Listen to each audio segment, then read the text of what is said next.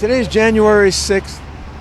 The Democrats are going nuts trying to call it an insurrection for all time, trying to characterize it as an insurrection. And the mainstream press has got most of the population convinced that that's the case. You, on the other hand, came out and revealed what your experiences were, both on Capitol Hill, in the courts and in the prisons. And now here it is, January 6th. Fortunately, President Trump has vowed to make good on some of the sentences. What's the status of that? So as far as I know now, we are, the people that we have that are in touch with President Trump's team, they're pushing for what's called a pardon of innocence. So there's two different kinds of pardons. So there's a full pardon. Well, there's three different kinds. There's a partial pardon, which is obviously is what it says, a partially pardon or conditional pardon. And then there's a full pardon, and a full pardon. You can use your hands to talk, though. Okay, yeah. A full pardon is when they remove your sentence, but they don't remove the charges in the first place. They remove the conviction and the sentence, but not the charges. So that still the charges remain in your record. So a full pardon kind of includes an admission of guilt in it, like you're just. The government's extending a olive branch to you in a way and saying, you're free from prison. But what we're demanding is a pardon of innocence. So a pardon of innocence is actually what General Flynn got in his trial. And what the pardon of innocence does, it removes all the charges off of your record. So there's no record of you being charged in the first place. Essentially, like an appeal does. So an appeal will remove your charges if you win your appeal, right? So pardon of innocence covers that. So that's what we want. Because they were improperly charged. Like in my case, the 1512 charge, right? So the Supreme Court, for example, determined that it was improperly charged in the first place. So for those cases, and for all these felony charges, you have to have a criminal corrupt intent in order to be convicted of a felony. You have to know that what you're doing is wrong. You can't just walk on the Capitol and because that gets covered by misdemeanor charges. Like if you do something that you didn't know was wrong but it was still illegal, that's a misdemeanor. But a felony charge requires criminal intent, and the intent of the J6ers, the 99% of them, vast majority, was to stop a crime, to stop an election crime. So even if you don't believe that the election was stolen, let's say, you can't say that the J6ers didn't believe that. The J6ers absolutely believed that the election was stolen and were trying to stop a crime. So they don't have a criminal corrupt intent in the first place. Even if they saw police were gassing the crowd or pepper spraying people and they started fighting back against them because they got watching women and old men and stuff getting beaten and shot by police in the face with rubber bullets and gassed and suffocating. The murders of Kevin Greeson and Benjamin Phillips towards the beginning of the protest. People seeing that were righteously angry at these officers who, in their mind, were defending criminals, people who stole the election, and these officers defending them. So even the ones that were quote unquote violent or whatever against the police, they didn't have a criminal intent. They were trying to stop a crime. So everyone should be pardoned for that reason. And obviously the escalation happened where they murdered the police. They murdered Ashley Babbitt. The police murdered Ashley Babbitt, Michael Byrd. And then Roseanne Boylan was beaten to death by Lila Morris at the tunnel. So as that news spread through the crowd, then people were even more angry, and rightfully so. So you have the police on one side murdering protesters, innocent protesters. None of these people that were murdered were armed. None of them were fighting against the police, and they were murdered. So how is that right? It's not, obviously. So everyone deserves to be pardoned, and it needs to be a blanket pardon of innocence, so that everyone's records are cleaned and we can actually, file lawsuits and potentially even have these people that committed these crimes, the actual crimes that day, be charged. The murderers of these people, the people who stole the election, the people who destroyed evidence, like Liz Cheney, who destroyed evidence, tampered with the witnesses that was supposed to be used in a congressional proceeding. Liz Cheney, she actually violated the charge that people like me were charged with, the 1512, the obstruction of official proceeding. The Supreme Court determined that causing a proceeding to be delayed or protesting at the proceeding, that doesn't qualify as obstruction. What does qualify as obstruction is if you tamper with evidence or witnesses, which is exactly what Liz Cheney did. So I don't think it's a retribution or revenge or whatever. They're trying to pin Trump into this corner and say, oh, you don't want to take revenge on these people, do you? No, we just want justice to be applied equally. And if justice was applied equally, Liz Cheney would be charged. So that's what we're advocating for now. Full pardons and then actual justice to be carried out. Do you think that these pardons will be interfered with? Can they be interfered with? No. So just take the example of Joe Biden. I mean, he's pardoning his son all the way back 10 years, which is crazy, unprecedented. He's thinking about preemptive pardons when people aren't even charged with anything. And they're mulling that over. So no, the president has very wide authority over pardons. Bill Clinton pardoned Susan Rosenberg. I've said this a million times. She was actually a terrorist bomber that blew stuff up with like actual bombs, and Bill Clinton pardoned her. So I think the Democrats don't have any leg to stand on when it comes to telling Trump, hey, these guys are this and these guys are this. They shouldn't be pardoned. Like, you guys pardon all your people, no matter how bad their crimes are. So we don't want to hear your opinions on pardons. But were there some beatings on the part of protesters or demonstrators that are justifiable?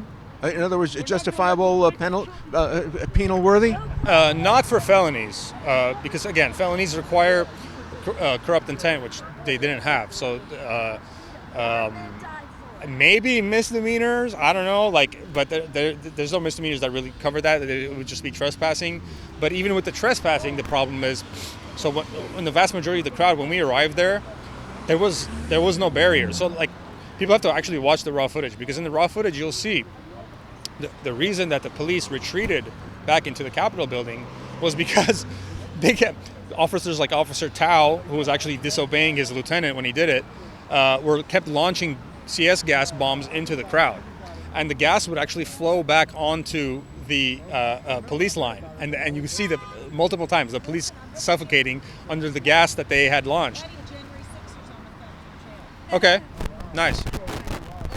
Yeah, J6 today we're kind of all coming together and speaking out. It's a good day for us. But people, that phone call is people who are calling from prison? Yeah. So she's over there taking her Where? phone from J6. Probably California prison. I'm not sure exactly. We just had John Strand, who was released a little bit before me out of the California prisons. He just spoke too. I just spoke at the Beverly Hills Freedom Rally. So yeah, it's the J6 today. Trump was confirmed. The Democrats had no leg to stand on as far as obstructing him or telling him that or not certifying the election. I mean, we won a electoral landslide, and won the popular vote and the Senate and the Congress. So we have a good momentum now, but we're not going to rest on that just because we won a couple of the battles. The war is not over, so we're going to fight for 2026, for 2028, and just keep expanding the map for the America First agenda. But yeah, I think definitely all the felonies should be pardoned.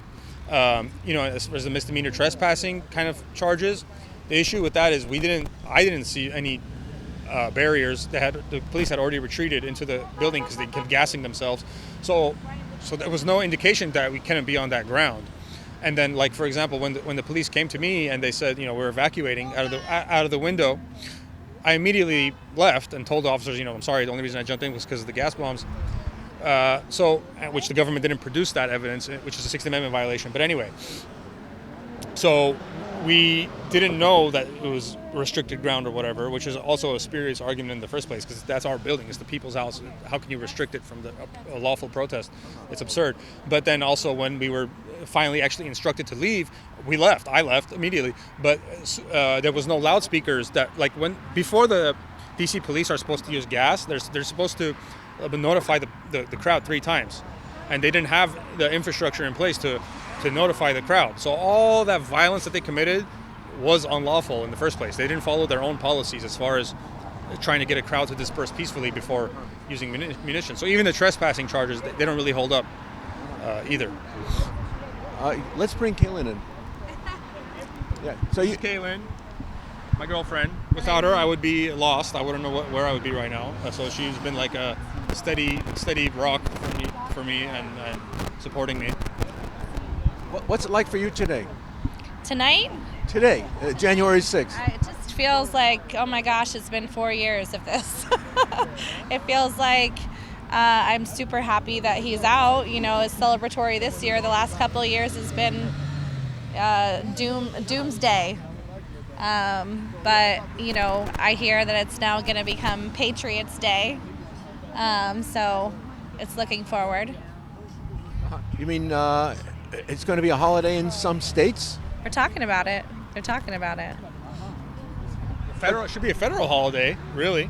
As a remembrance for what happened and for righteousness winning in the end, the truth and justice winning in the end, when the government turned tyrannical.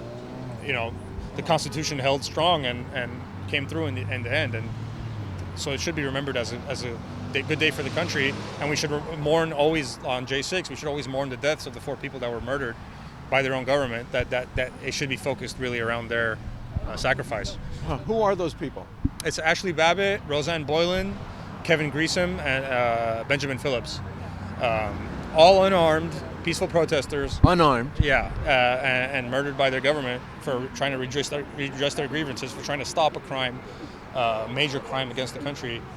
So to me, they're heroes, and their death will not be in vain. We will absolutely make sure of that. What about the police that they argue were killed as a result of the violence? So no officers were killed that day. One officer died the next day of a stroke, Brian Sicknick, and the coroner ruled that it was of natural causes. Now, what I believe, this is just my opinion, but for him to have a stroke, some type of cardiovascular symptoms, and a horrible episode of that caused the stroke, I don't think it's likely that they try to say, well, he was fighting with people and so that's why he had a stroke, which doesn't make sense to me. But what would make a lot more sense is, he's constantly having to inhale this gas that they're launching. On the flash bombs, and there was the flashbang grenades and the CS gas grenades and the pepper spray cannons, like super soakers of pepper spray. I've never even seen that before. I believe one of them was hit with one. So the officers were constantly inhaling this toxic poison. Weren't they wearing masks of some sort? No, at first they weren't. So later they got officers that came in that had masks, but for the first hour, they kept suffocating from this gas. So it makes a lot of sense to me personally that he suffered some symptoms from exposure to gas without having any mask at all, and that more likely would have led to a stroke rather than a physical altercation, which that doesn't cause cardio symptoms like that. Why aren't there more mainstream TV news crews here for this? Were there earlier? No, not for this, but early on in the process, the whole J6 thing, when it was first coming out, I would get contacted by mainstream news a lot. Like New York Times tried to interview me. I did an interview with NBC with Ryan Riley when he tried to ambush interview me after the court, after my trial.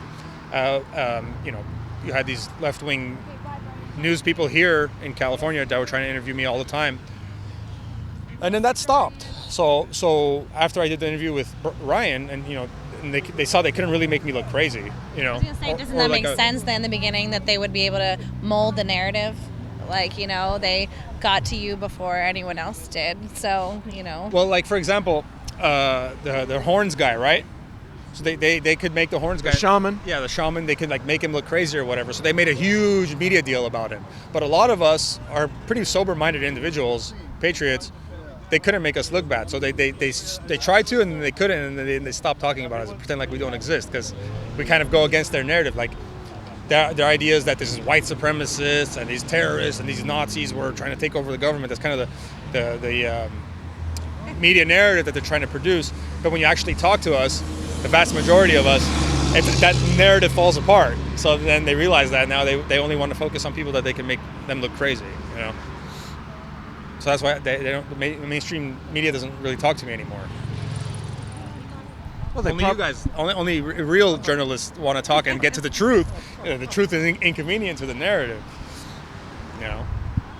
But you'd think that they'd the press would see a rally of kooks here that they could come and give exposure to mock. Right. Exactly. And discredit, and they still don't come for that. or is it?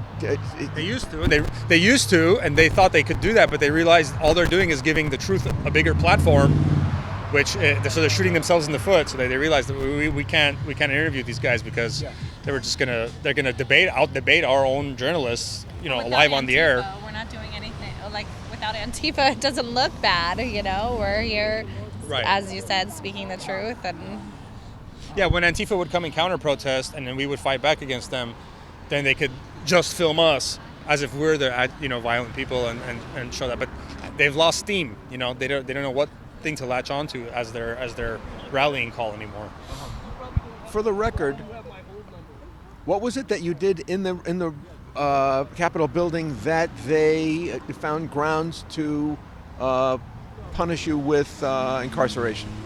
Well, their claim was that I wanted to go and arrest Nancy Pelosi because I had talked about arresting traitors in my Telegram chat, but that had nothing to do with the Capitol protest. Like, we didn't even, out of the thousands of messages that we had, there was not a single message that said we want to go to the Capitol building. That was not until Trump said we're going to go walk over to the Capitol. That's when we first had the idea to go to the Capitol building, peacefully and patriotically, of course, which is totally fine that he said that. I'm not blaming him or anything. I'm just saying that's when the idea came to us, and so they try to connect conversations that had nothing to do with J6 to J6. It was just me talking in general about how traitors should be arrested, and that's a law in this country. So the treason law says the punishment for treason is death. So if people don't want the American public to think about the executing traitors lawfully, then go ahead and repeal the law, because we see it as that's written in our legal system for a reason. Traitors are supposed to be get death penalty. That's not an unlawful thing to want to happen to traitors. That's what the law says. But they try to use that against me as a pretext to make me look like I'm violent, even though anything I did on January 6th, actually physically, I stopped the guy from breaking the window. That guy was never arrested, by the way. And then when I did go inside, because I was panicked from the gas bombs exploding behind me, and I was stuck between this gas cloud and the window. I jumped through the window, right? And you can see in the government's own video, the people that came in with me into through our window were all coughing and suffocating because we just got gassed. And then you see me fixing two chairs that were thrown over by these agitators that had already broken in, also never arrested, by the way. I was fixing these two chairs, and then I went to this other room, and this other dude broke down the door, and I was telling him, let's look for a way out of here. Stop breaking stuff. Let's look for a way out of here. So when they broke through that door, they didn't destroy that room anymore. And I looked in and I saw this was not an exit. So I went back towards the original room, and that's when the officer came to the window and said, "Hey, let's evacuate." And I put on my mask, which they try to make a big deal out of. Oh, he's putting on his mask. Yeah, because the entire courtyard is filled with gas. So I put on my mask, went to the window, and the officer let me out. And I told him, the only reason I jumped in was because of the gas bombs. And then you see me walking away through the gas cloud. So I guess their idea was that I trespassed, and I had a conspiracy to obstruct the official proceeding. And obviously the Supreme Court deemed that was improperly charged. They tried to say that I obstructed justice by telling Gina, who I'm with here today speaking. She's just running by, though. Where is she? She didn't attend the rally. She just she's on her. She lives in Beverly Hills, so she's just walking by. Is this Gina who had the salon here in Beverly Hills? Right. Yeah. So they try to pressure her to testify against me, and when she took the stand, she didn't realize she had been subpoenaed by the court, and she didn't realize that it was actually my trial. So that when she went on the stand, she wasn't they didn't prep her. They just had told her lawyer to tell her to make up anything. And when they asked her on the stand, did he tell you to delete evidence and all this stuff? She didn't. She couldn't say that because that would have been a lie. And so I was able to beat the charge that they needed her for, which was the obstruction of justice. Now, But she served time herself. Yeah. So because she didn't deliver the lie that they needed to convict me, she had to face.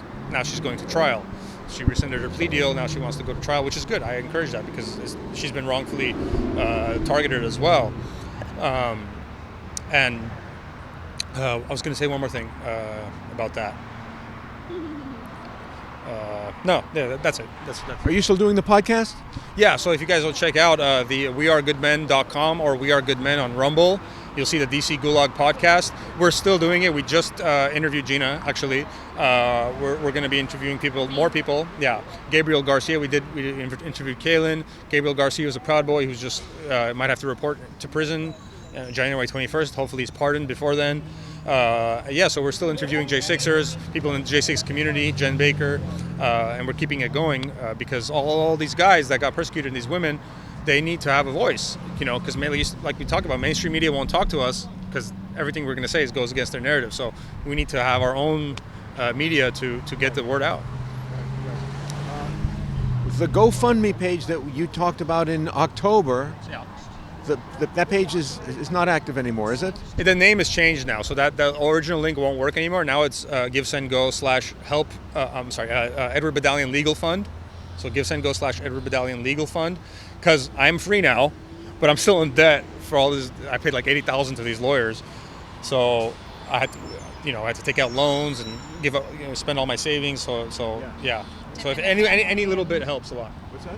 Dip into family, and it's not easy to have to put stressors on relationships, and not our relationship, like family relationship. Family that's donated. And Was it a cause of strife in your family?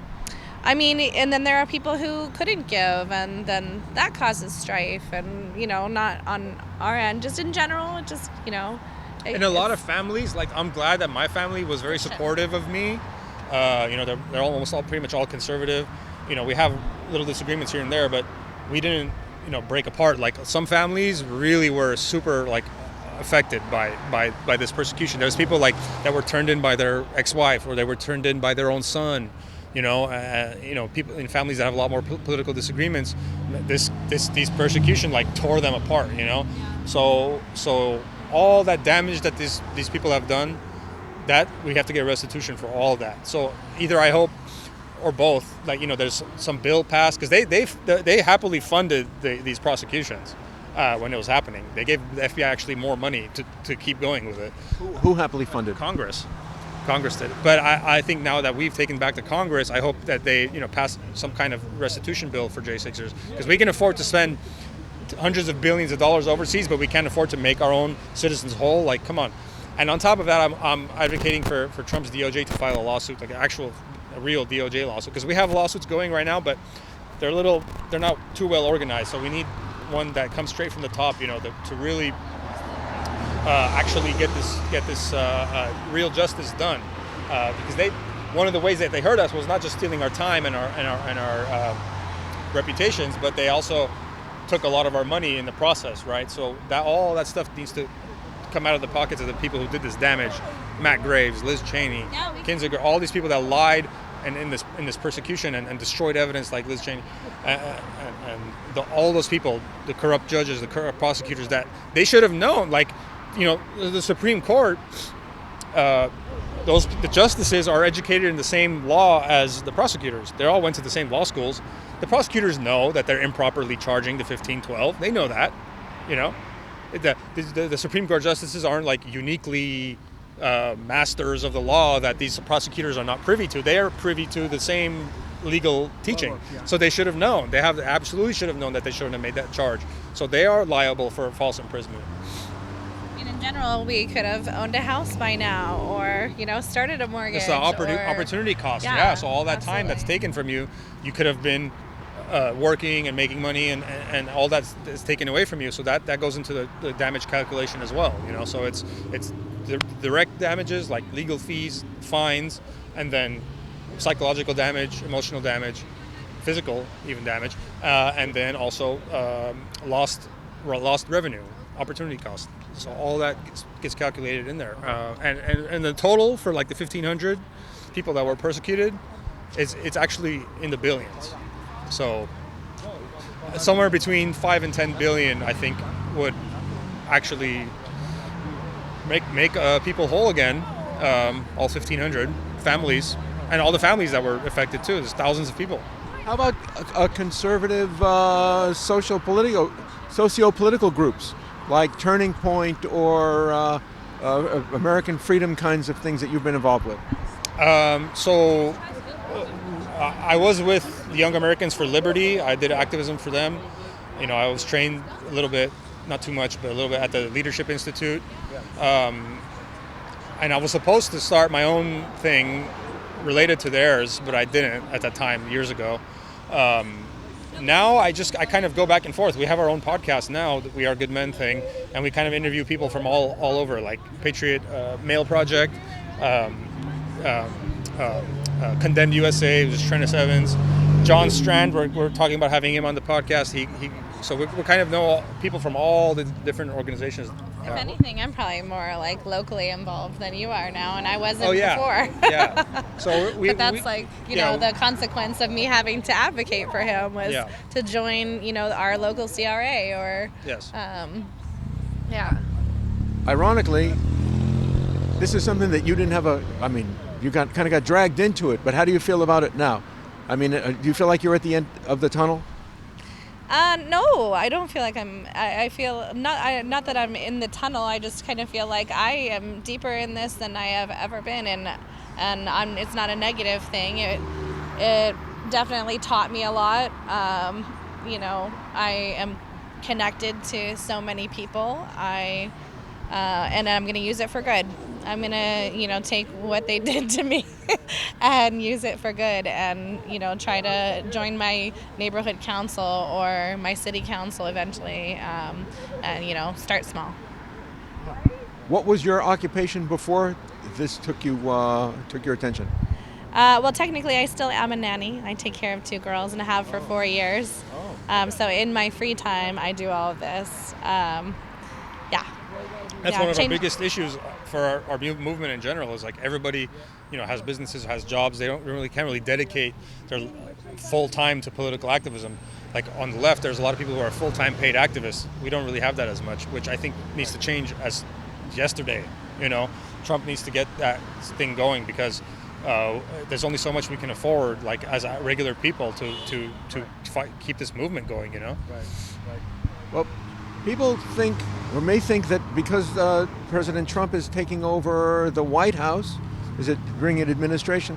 That the problems will all be quelled, both in Washington, but even in the states. There's a pretty, they say, administrative state, deep state here, who are still convinced that they have the power and they've discovered, even though people are getting released, that they can screw things up during the course of the year. Adam Schiff has now become not only congressman, he's now a senator. He's got a 6-year term. How did he factor in what you've done? Yeah, so I think one of the reasons that there's a kind of a disproportionate amount of patriots from California who are at J6 are very prominent kind of media coverage or whatever about us, and then if you look back on the videos of the Beverly Hills Freedom Rally, all the stuff that's gone down here, the Save Our Children protests that were going on here, the Leave Our Kids Alone, which Manu Gregorian has organized that to protest these school boards and stuff. California has probably, out of all the states, the most active protesting that comes from Republicans, because it's so bad here. Because the Democrats have ruined this state so much, they have the very loudest, strongest backlash from conservatives in the state, and so. But your original point about the way people expect Trump to do everything, that's one of our biggest problems that I always talk about, because there's this mentality that's like, oh, we got him in office, now somebody else do something sort of mentality, like he'll solve the problem. When we'll never have this problem solved if we think that way. Everyone has to get involved even more now that he's in office. He needs support from the people. He needs backup. He needs people to actually have his back, so he doesn't get surrounded by these backstabbing rhinos that lead him down the wrong path. So now we have to get even more active. We can't just rest on our laurels that we won one of these battles. We have to fight for 2026. We need to primary, because more rhinos are still showing their ugly faces within the party, and we need to primary them. We need to put as many America First people in as possible and retake at least one of the parties for the people. If the Democrats are not going to kick the establishment out of their party, at least we should do it to our party. And this is actually a point that Cenk Uygur, of all people, and Ana Kasparian have made recently, that look, we like the fact, at least, that MAGA is removing the corrupt establishment out of their party, and we don't want people like Dick Cheney, Liz Cheney, coming over to our side, because that's what happened, right? We had Dick Cheney. They hate Trump so much that they went and they endorsed Kamala, and Kamala welcomed them with open arms. And the real Democrats, real liberals are like, that's Darth Vader, that's a warmonger. Like, these are the worst of the worst fake Republicans, neocons, and you guys are bringing them into our party. We don't want that. So I think there needs to be a grassroots movement on the left side too, to bring back classical liberalism. Maybe bring back the humor that you guys used to have, the advocating for free speech. I might disagree with you, but I'll die for your right to say what you want to say. That's what liberals used to say. Now it's like this whole lockstep thing. Like, if you don't follow their perfect ideology as they preach, as they indoctrinate people with, then all of a sudden you're kicked out of the party. Like, no, hold on. Let's go back to classical liberalism. Let's go back to America first and have a real debate over issues instead of the establishment trying to divide us with wedge issues. What's going to be the fate of those still incarcerated? I think they can look forward to a blanket pardon as the first week that he's in office, and a lot of people, since they're still waiting trial, or they've been in between trial and sentencing, or they're on probation, so they're not incarcerated, or they're not done with their sentence completely. They can't do a classic application for a pardon. So ideally Trump can still pardon them. So he can do it from his end. He doesn't need a request. So ideally he'll sign a blanket pardon for all J6ers, pardon of innocence, clear all the records, and then start, investigating. So they can look forward to, hopefully, the best case scenario: restitution, DOJ lawsuit in our favor, and blanket pardons, and they'll be out by the end of this month. No more J6 people in prison. That's it. It's done. What more can you do to motivate the activism that helped win this election, this presidential election? Because if you felt that the 2020 election was rigged, mm-hmm. and that the 22 election in California, the recalls against George Gascon and Gavin Newsom, which were widely popular, somehow all got defeated. Yeah. Do you think that there was cheating in the 24 election? Yes. So California, for example, didn't finish counting their votes supposedly for 2-3 weeks. Yeah. And we were ahead in a lot of these key races, these local races. Congressional races? Congressional races, yeah. We had 1% margins, less than 1% margins that we were winning, and they slowed the vote count down, and all of a sudden a bunch of them started flipping, and the Democrat won supposedly barely, just by an inch every single time. So California still is bad when it comes, in a lot of the other states, the swing states. I think the Trump team did a very good job of making it too big to rig, getting the dead people off the voter rolls, and ineligible voters off the voter rolls. So that they did a very good job of securing the swing states, and that's why we were able to win in a landslide. But there's still states like California that are just so corrupt with that. So my main thing is I do as much media as possible, give as many speeches as possible, and remind people, even when you're persecuted this badly, lied about in the media, attacked by your own government, don't give up, because a lot of people gave up, and I don't blame them because of how awful the persecution was. It really can break someone. I just want to remind people to not allow it to break them, and no matter what they do to you, you just got to keep fighting, because resistance itself is just not giving in is already you're winning. Because if you give in and you get on your knees, then you've lost. But if you just resist, even if you're not defeating them outright yet, but just by that active resistance, you're already winning and defeating the agenda. But does the deep state feel that they can still get away with murder? I mean, based on the fact that here we have people who didn't necessarily qualify for these kinds of incarcerations, who are still in prison. Have people forgotten that D.C. was filled with National Guard for months after the election? Yeah. Is this deep state going to let up? I don't think they will. They will keep thinking that they can get away with whatever they want until they're actually sitting in that prison cell or they're having to pay restitution to the people that they've hurt. Until that actually happens, they're gonna fight because they don't give up. So that's the thing, is like, we can't give up because they won't give up until, the fat lady sings. They have to be thrown in jail and have to pay out, all the ill-gotten gains that they've taken from this country. Until that happens, no, they're gonna fight tooth and nail, just like we should. But they're fighting for an evil cause. We're fighting to save this country. Well, a lot of them are paid in their cushy jobs with power. Yeah. Where's the organization mobilized in opposition? Right. So we have the grassroots that is loosely organized, and that's exactly what you're touching on. Exactly what my point is about the Trump team, is they need to reach out and help from the top down, get some organization in, connect up with the grassroots so it's a unified thing, instead of us doing this separately and then him being like a figurehead that we don't have any contact with. Like, that needs to stop. There needs to be direct communication between our leader and us, and not, he has to not worry about what this leftist media is going to say about him, because no matter what he does, they're going to talk bad about him, no matter what. Whether he does this whole unity thing with I'm just going to improve the economy and that's going to be my revenge, they're still going to smear him. So he should really just do exactly what he knows is right, which is to give a voice to the people directly and let them have influence over his decisions, not these people that surround him, these rhinos, the traitors that influence him to do this and that end up being counterproductive to his own stated goals. Well, January 6th is going into the evening. You still have an evening to celebrate? Yeah, we will. He was confirmed today. The Democrats couldn't stop it. They had no leg to stand on. And so, we're going to celebrate. And it's Armenian Christmas. Eastern Orthodox Christmas is at January 6th.